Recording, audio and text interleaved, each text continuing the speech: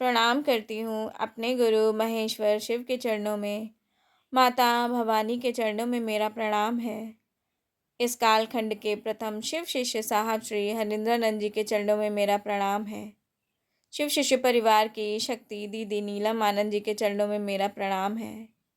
शिव गुरु कारवां के माध्यम से हमसे जुड़ने वाले, हमें देखने वाले आप सभी को मेरा प्रणाम है। मेरे साहब श्री द्वारा रचित पुस्तक आप चलें शिव की ओर के चौथे आलेख शिवोपासना का सिंहावलोकन के विषय में आगे जानते हैं। अनजाने आरंभ से चली आ रही शिवोपासना के सूत्र प्रथमतः हमें सिंधु घाटी सभ्यता में मिलते हैं। 5-6 सहस्राब्दी ईसा पूर्व में विकसित सिंधु घाटी सभ्यता में शिव की आराधना प्रचलित थी। उत्खनन में प्राप्त पशुपति शिव की मूर्तियां और शिवलिंग इसके साक्ष्य हैं। इस काल में एक देवी की भी पूजा के प्रमाण मिलते हैं। विद्वानों में मैकत्य है कि पूर्व वैदिक काल में आर्योत्तर जातियां शिव पूजक थी। वैदिक काल के प्रारंभिक महान ग्रंथ ऋग्वेद में पूर्व की शिवोपासना का उल्लेख नहीं मिलता है। ऋग्वेद में एक देवता रुद्र की स्तुति की गई है जो कालक्रम में पशुपति हैं। इन्हें मूलतः प्रकृति की विनाशकारी शक्तियों का देवता माना गया है। झंझावात, वज्रपात, महामारी आदि से रुद्र संबंध है। ये विषजों और मरुतों के पिता आदि माने गए हैं और स्वास्थ्य, संतति, उर्वरकता हेतु इनकी स्तुति की गई है। अपने शाब्दिक अर्थ गर्जना अथवा रुलाने की शक्ति धारित करने वाले रुद्र का स्वरूप ऋग्वेदीय काल से ही व्यापक होने लगा था। अथर्ववेद में रुद्र को महादेव, शिव, शंभु आदि उपाधियों से अलंकृत किया गया है। भूत पिशाचों से रक्षा हेतु उनकी प्रार्थना की गई है। रुद्र की लोकप्रियता का यजुर्वेद में और भी विस्तार मिलता है। इन्हें पशुपति, कृत्तिवास, गिरीश, त्र्यंबक, नीलकंठ, शिव आदि नामों से संबोधित किया गया है। यजुर्वेदीय संहिताओं में रुद्र के गणों का उल्लेख मिलता है। रुद्र के 5 स्वरूप ईशान, तत्पुरुष, अघोर, शत्रुदात तथा वामदेव का उल्लेख है। रुद्र को समस्त प्राणी जगत का ईश या स्वामी कहा जाता है। शतरुद्रीय सूक्तों में रुद्र की सर्वोच्चता स्पष्ट होती है और यहाँ रुद्र और शिव एकाकार प्रतीत होते हैं। यजुर्वेद में शिव का भयावह एवं सौम्य दोनों स्वरूप अन्य वेदों की अपेक्षा अधिक व्यापक है। वैदिक संहिताओं, ब्राह्मण ग्रंथों, उपनिषदों एवं सूत्र ग्रंथों में रुद्र का स्वरूप वैदिक देव मंडल से पृथक, सर्वथा स्वतंत्र एवं प्रभावकारी देवता के रूप में प्रकट हुआ है। उपनिषदों के अलावा वैदिक संहिताओं, ब्राह्मण ग्रंथों, उपनिषदों एवं सूत्र ग्रंथों में रुद्र का स्वरूप वैदिक देव मंडल से पृथक, सर्वथा स्वतंत्र एवं प्रभावकारी देवता के रूप में प्रकट हुआ है। उपनिषदों के अलावा वैदिक संहिताओं, ब्राह्मण ग्रंथों तथा सूत्र ग्रंथों में यज्ञ आदि कर्मों का प्राबल्य है। तथापि रुद्रोपासना के प्रकरण भी दृष्टिगत होते हैं। उपनिषदों में ज्ञान के बीज अंकुरित हुए हैं। ब्राह्मण ग्रंथों में रुद्र पशुपति एवं देवाधिपति हैं। इनसे देवता भी भयभीत होते हैं। इनका विशेष आवास उत्तर अथवा उत्तर पूर्व माना गया है। उपनिषदों में रुद्र को ईश, शिव, महेश्वर आदि उपाधियों से संबोधित किया गया है। श्वेताश्वतर उपनिषद में संपूर्ण श्रद्धा रुद्र को निवेदित की गई है। अन्य उपनिषदों से भी भिन्न श्वेताश्वतर उपनिषद में रुद्र की स्तुति की गई है। रुद्र विश्व के अधिपति हैं। इनसे श्रेष्ठ बुद्धि, कल्याण एवं रक्षार्थ प्रार्थना की गई है। इस उपनिषद में ऋषि द्वारा रुद्र से उनके विश्व को नष्ट करने की शक्ति वाले बाणों को कल्याणकारी बनाने की याचना का उल्लेख मिलता है। परवर्ती रचना अथर्वशीर उपनिषद में भक्तजन ज्ञानार्जन के लिए रुद्र की उपासना करते हैं और रुद्र के अनुग्रह से भक्तों में वाणी का आविर्भाव होता है। उपनिषदों की श्रृंखला में रुद्रोपनिषद आदि में शिव को परम गुरु कहा गया है। कैवल्योपनिषद में शिव ज्ञानदाता और सदाशिव हैं। सूत्र ग्रंथों में रुद्र के साथ एक स्त्री का भी उल्लेख मिलता है। रुद्र के साथ जुड़ी देवी को उनकी पत्नी कहा गया है। ग्रह सूत्रों में रुद्र की पत्नी स्वतंत्र देवी के रूप में पूजित हुई हैं और इन्हें माँ दुर्गा, माँ काली, महायोगिनी, शंखधारिणी आदि उपाधि दी गई है। देवगण भी इनकी प्रार्थना करते हैं और औपनिषदिक शिव की तरह देवी भी योग और ध्यान से गम्य है। सूत्र ग्रंथों में रुद्र से संबंधित सूलगव यज्ञ का उल्लेख मिलता है। कल्याणार्थ ये यज्ञ आहूत होते थे, किंतु सामान्य यज्ञ प्रक्रिया से इस यज्ञ की विधियां भिन्न और भयोत्पादक थीं। रुद्र के वृक्षों, तीर्थों, चौराहों तथा शमशानों से संबंध के प्रमाण मिलते हैं। इन्हें आदि पुरुष और परम ब्रह्म कहा गया है। ईसा के 5 सदी पूर्व पाणिनि के 14 सूत्रों को माहेश्वर सूत्र कहा गया है। परवर्ती रचना कथा, सरित सागर, हरचरित, चिंतामणि आदि में इन सूत्रों को पाणिनि द्वारा शिव से प्राप्त करने की कथा आई है। ये सूत्र पाणिनि के अष्टाध्यायी तथा व्याकरण की आधारशिला माने जाते हैं। रामायण और महाभारत में रुद्र का प्रचलित नाम शिव, शंकर, महादेव है। रामायण में शिव को अक्षर और अमर कहा गया है। गोस्वामी तुलसीदास जी द्वारा रचित श्री रामचरितमानस में शिव को परमात्मा और गुरु दोनों रूपों में अंकित किया गया है। बालकांड के आरंभ में तुलसीदास जी कहते हैं, भवानी शंकरो वंदे श्रद्धा विश्वास रूपिणो याभ्याम विना न पश्यति सिद्धा स्वान्तः स्वधामीश्वरम। अर्थात श्लोक में भवानी और शंकर की ब्रह्म रूप में वंदना की गई है। यहाँ शिव और शक्ति का संयोग है, क्योंकि शिव को सत्यात्मक ब्रह्म कहा गया है। शिव और पार्वती के साथ साथ होने का ब्रह्म में संकेत है। एक दूसरे श्लोक में गुरु रूप में शिव की वंदना की गई है। वंदे बोधमयं नित्यं गुरुं शंकर रूपिणं यमाश्रितो हि वक्रोपि चंद्रः सर्वस्त वंद्यते। अर्थात गुरु नित्य हैं, बोधमय हैं, अर्थात ज्ञान स्वरूप हैं। से सारा ब्रह्मांड अनित्य है, मरण धर्मा है। सारी पृथ्वी चराचर सहित उत्पन्न और समाप्त होती रहती है। उत्पत्ति, विकास और पराभाव अर्थात परिवर्तन या विनाश इनके स्वभाव एवं गुण हैं, जबकि शिव गुरु रूप में इन गुणों से परे हैं। तुलसीदास जी रचित श्री रामचरितमानस में माँ पार्वती जी कहती हैं, तुम त्रिभुवन गुरु वेद बखाना, आन जीव पावर का जाना, विश्वनाथ ममनाथ मुरारी, त्रिभुवन महिमा वदित तुम्हारी। माँ फिर कहती हैं, चर अरु अचर नाग नर देवा, सकल करहीं पद पंकज सेवा। इससे स्पष्ट है कि गुरुओं के गुरु, त्रिभुवन के गुरु शिव ही हैं। नागलोक, नरलोक और देवलोक में आप गुरु रूप में पूजित हैं। शिव के साथ उनकी पत्नी माँ पार्वती की भी पूजा की गई है। कामदेव को भस्म करने के कारण शिव को कमारी कहा गया है। शिव जगत के सृष्टा हैं, संहार करता हैं और परम गुरु हैं। रामायण की अपेक्षा महाभारत में शिव कथाओं की अधिकता है। महाभारत का रचना काल काफ़ी लंबा है, इसी कारण इसमें रुद्र की उपासना के प्राचीन और अर्वाचीन दोनों रूप पाए जाते हैं। महाभारत में दार्शनिक रूप से शिव को परब्रह्म माना गया है। वे असीम हैं, अचिंत्य हैं, विश्व सृष्टा हैं और विश्व को अपने में समाये हुए हैं।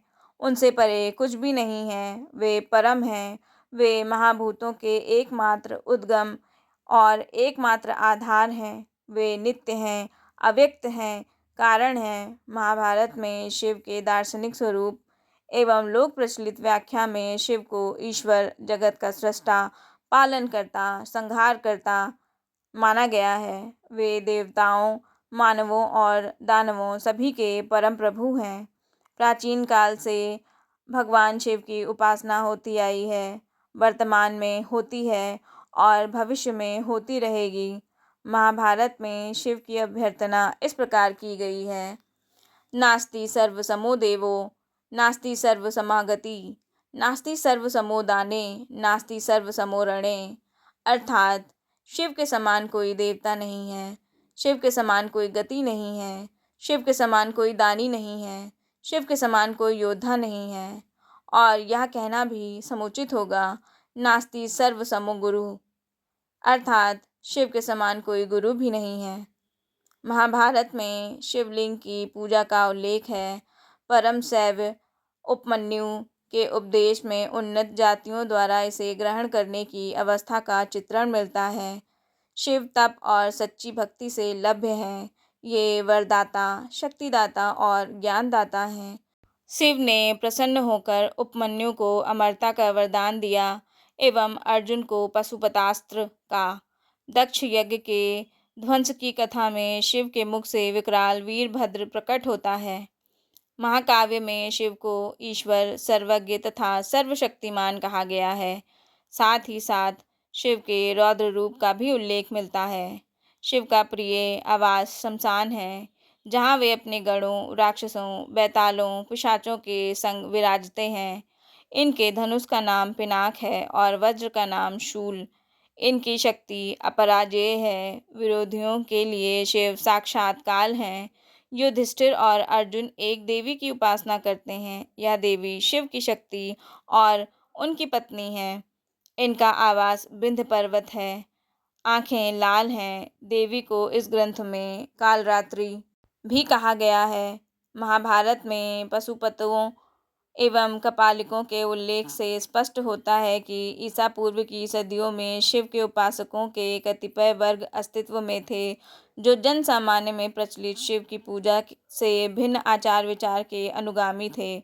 महाभारत का रचना काल ईसा की 5वीं सदी पूर्व से लेकर ईसा की शताब्दियों के बाद तक का माना जाता है। ईसा पूर्व 4वीं शताब्दी में कौटिल्य की कृति अर्थशास्त्र एवं ईसा पूर्व 2री सदी में पतंजलि के महाभाष्य में शिव की पूजा के उल्लेख मिलते हैं। पतंजलि के महाभाष्य में शिव भागवतों, शिव तथा स्कंद की मूर्तियों का विवरण है। मौर्य वंश के पतन और ईसा की 4वीं शताब्दी में गुप्त वंश के अभ्युदय के अंतराल में बाहरी शासकों के काल में शिव की पूजा का प्रवाह अविरल गति से लोकप्रिय हुआ। पशुपत मत के प्रमुख आचार्य लकुलिश ईसा की 1ली-2री सदी से ऐतिहासिक व्यक्ति हैं। ईसा की प्रारंभिक सदी के साहित्यिक स्रोत मनुस्मृति, भरत मुनि के नाट्यशास्त्र, अश्वघोष के बुद्धचरित आदि में शिव की पूजा के साक्ष्य मिलते हैं।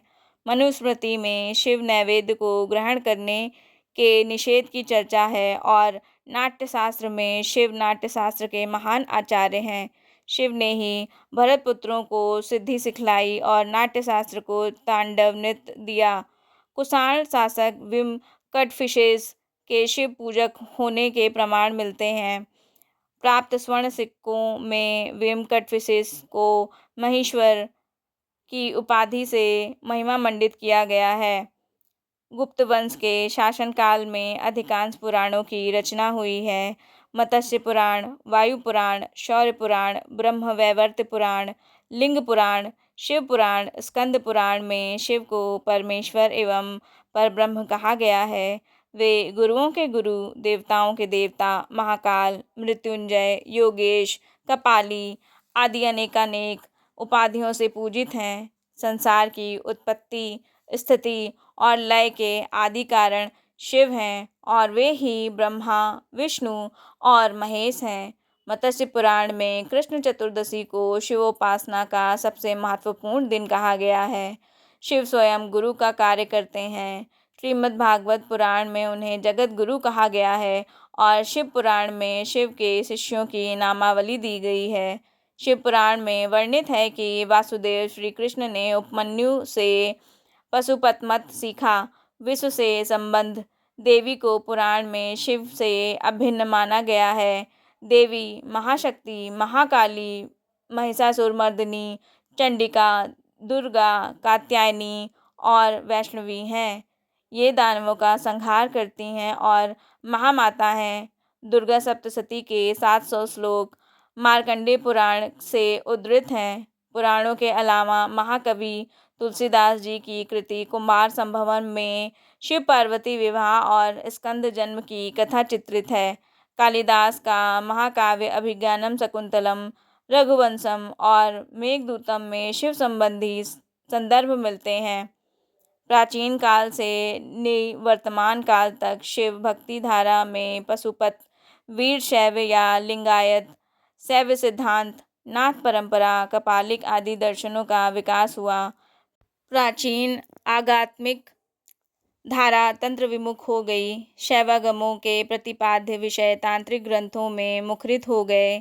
5वीं शताब्दी में दक्षिण भारत में तिरुमूलर द्वारा शैवागमों का तमिल भाषीय अनुवाद किया गया। तिरुमूलर कहते हैं कि जटाजूट और गंगा को धारण करने वाले ईश्वर गुरु रूप में प्रकट होकर हमारे दुखों का नाश करते हैं। ऐसा मेरे गुरु नंदेश्वर ने मुझसे कहा है। दक्षिण भारत में 7वीं शताब्दी से 10वीं शताब्दी तक शिव भक्ति प्रखर हो गई थी। प्रमुख शिव भक्त गुहावासी संबंदर और अप्पर ने शिव की महिमा से जनसाधारण को अभिभूत किया। लोक विख्यात शंकराचार्य स्वयं शैव थे। 12वीं सदी के बसावन को वीर शैवों का प्रवर्तक माना जाता है। इसी सदी में सेखिजार द्वारा पेरिये पुराण की रचना प्रारंभ हुई, जिसमें 63 तमिल शैव संतों की गाथा है। 13वीं सदी में प्रसिद्ध शिव भक्त मयंकद ने शिव ज्ञान बोधम नामक मौलिक प्रभावशाली ग्रंथ की रचना की। दक्षिण भारतीय मणिकावासगर को शिव से साधना प्राप्त हुई। 9वीं सदी के मणिकावासगर की कृति तिरुवासगम में शिव प्रेम से मर्मस्पर्शी भाव है। 9वीं सदी में कश्मीर में भी आगमिक धारा का विकास हुआ। वसुगुप्त के सूत्रों के विषय में कहा जाता है कि ये शिव सूत्र उन्हें शिव से प्राप्त हुए हैं। 10वीं सदी में ख्यातिलब्ध प्रमुख शैव अभिनव गुप्त उत्पल के शिष्य थे। इनकी रचना परमार्थ सार, तंत्रलोक आदि है। अभिनव गुप्त के शिष्य क्षेमराज ने 11वीं शताब्दी में शिव सूत्र विमशरणी में वसुगुप्त के शिव सूत्रों की व्याख्या की है। अभिनव गुप्त के शिष्य ही योगराज ने 12वीं शताब्दी में परमार्थ शास्त्र पर टीका की रचना की है।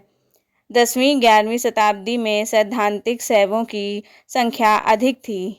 नाथ परंपरा के मच्छेंद्रनाथ 10वीं सदी के माने जाते हैं।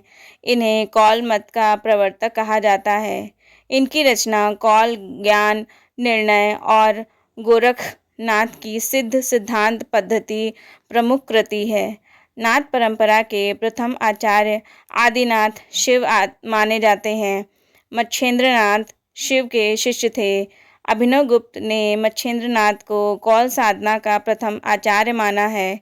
नाथ परंपरा के गोरखनाथ को 11वीं सदी के प्रारंभ का माना जाता है। ये महान शैव योगी थे।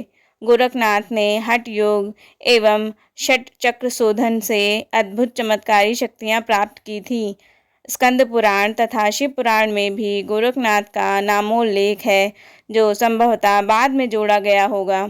शिवोपासना के सिंहावलोकन की समीक्षा में हम पाते हैं कि सिंधु घाटी सभ्यता से निवर्तमान काल तक शिव परिवार अपनी पूर्णता में पूजित था। माँ पार्वती, गणपति, गणेश और कार्तिकेय की आराधना स्वतंत्र रूप से हुआ करती थी।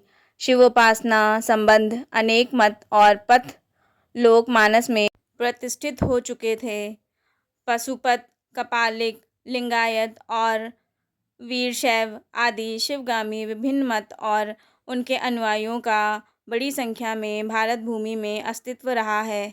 आज भी शिव एवं शिव परिवार की स्वतंत्र एवं सम्मिलित पूजा तथा अर्चना की पावन धारा निरंतर प्रवाहित है। विस्तीर्ण भारत के शहर शहर, गांव गांव में फैले शिवालयों से मुखरित है शिव। शिव मंदिरों से शिव की पूजा अर्चना, स्तुति, गायन एवं गुंजायमान घंटों की मधुर ध्वनि हमें आज भी जागतिक उलझनों से त्राण देती है। भगवान शिव भारत की मिट्टी की सुगंध में है। उनकी उपासना सर्वकालिक है। वे भले ही सहस्त्रों शताब्दियाँ हों अथवा आज का प्रत्येक प्रहर शिव सदैव हमारी संस्कृति में, हमारे देश की मिट्टी में, हमारे मन में विराजते हैं। शिव से ही हमारी पहचान है और शिव गुरु बनकर हमें ज्ञान भी देते हैं। आइए हम सब अपने मन को शिव की ओर ले चलें। वीडियो को लाइक करें, शेयर करें और हमारे चैनल शिव गुरु कारवां को सब्सक्राइब करें। मिलते हैं अगली वीडियो में। आप सभी को मेरा प्रणाम। आओ चले शिव की ओर, आओ चले शिव की ओर।